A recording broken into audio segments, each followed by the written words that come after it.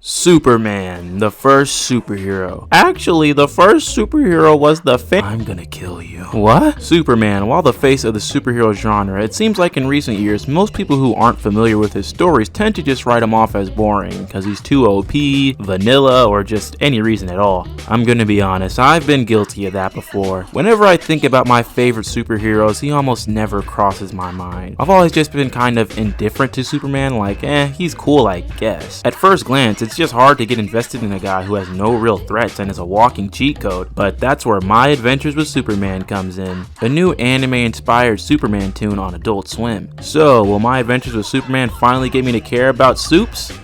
Or will it not? Because I cannot think of a cool thing to say here. This is the story of the century!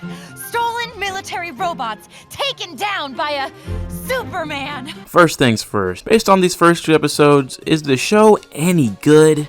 Yes, I thought it was quite pleasant. This time around, we follow a much younger Clark Kent as an intern at the Daily Planet with his roommate Jimmy Olsen and his new co-worker Lois Lane. Lois has a story about giant robots in Metropolis she wants to get the scoop on, so she drags Jimmy and Clark around to investigate potential leads. You can guess what happens from there. The plot wasn't anything crazy, but for a first episode, it gets the job done. Also, I like that it seems like every episode is going to start with a flashback of young Clark. I hope they stick with that. It's a nice way of doing flashbacks without taking us out of a moment later. What I think is really going to carry the series though are the characters. Clark Kent is just really likable here. Instead of playing the fool, he really is just a pretty goofy and clumsy guy with a good-natured heart who's trying his best. Hi, Mr. White. Okay, shake gently. Do not crush his hand. Hey, Clark!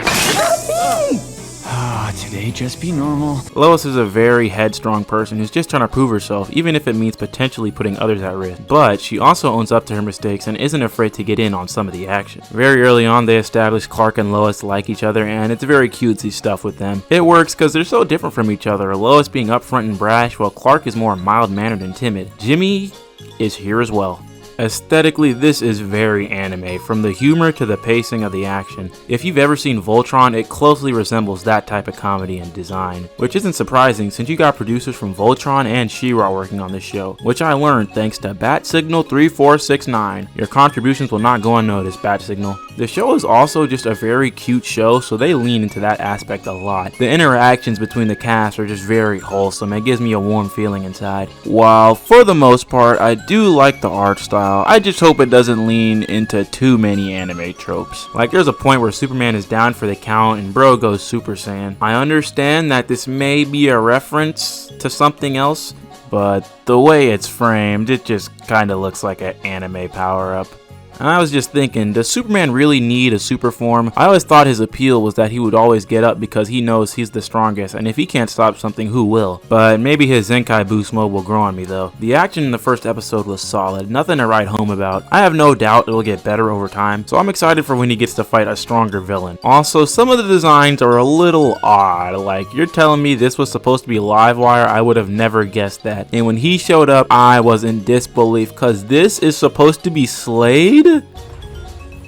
I know that ain't who I think it is. I don't think they look bad. I'd say they look so different, I'd wonder why even make it that character. Nothing about them would tell me, yeah, that's definitely Livewire and Deathstroke. But this does make me very curious to see what other heroes and villains would look like in this show. Overall, I think we got a really solid show with a good foundation to build upon. The characters are cool, the animation is nice, and I'm just really curious to see where this show goes. Lastly, if you were worried this wouldn't be child appropriate since it's on Adult Swim, fear not. This is totally suitable for the younger ones. Why they had to air this at midnight and not like 8 or something, I will never know. But that's gonna do it for today, slackers. Go ahead and like and do all that other stuff people always tell you to do, and I'll see you next time. Later.